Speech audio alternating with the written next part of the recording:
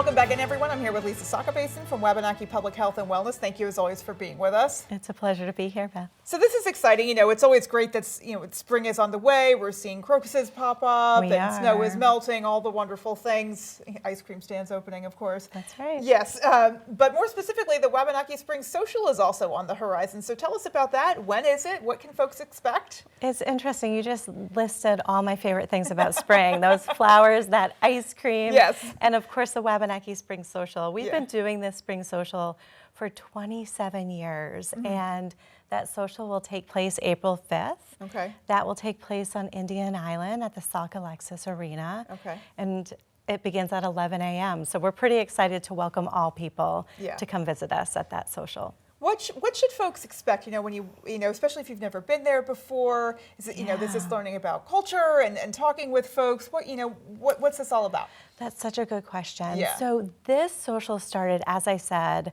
well over 20 years ago, and it started from a tribal elder's idea.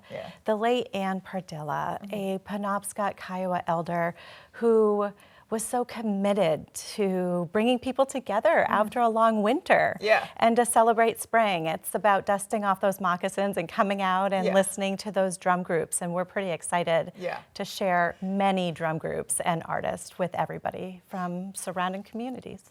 Will there also be sort of WABANAKI wares there? You know, what else will people get to see? Yeah, absolutely. So we have over 40 artists sharing their art.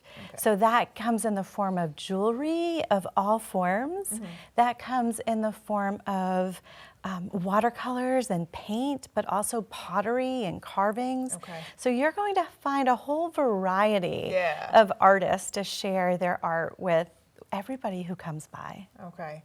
And so this is open to all people, so is this just show up and pay at the door, or how does that work? Oh no, we don't take your money. This is really about celebration and being in community.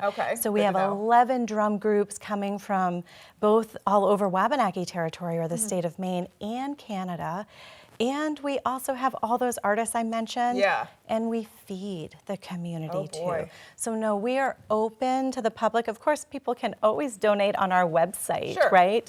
But no, this is a celebration, and we really want to welcome the community in. And there's even a virtual option, I'm told. So if you can't be there in person, there is still a way to partake, which is great. So tell us about that. Always. We want to meet you where you're at, always. So the people at home that need to stay at home or need to be somewhere else, we will be streaming on our Facebook page, so you can find WABANAKI Public Health and Wellness pretty easily on that streaming, on that social media site.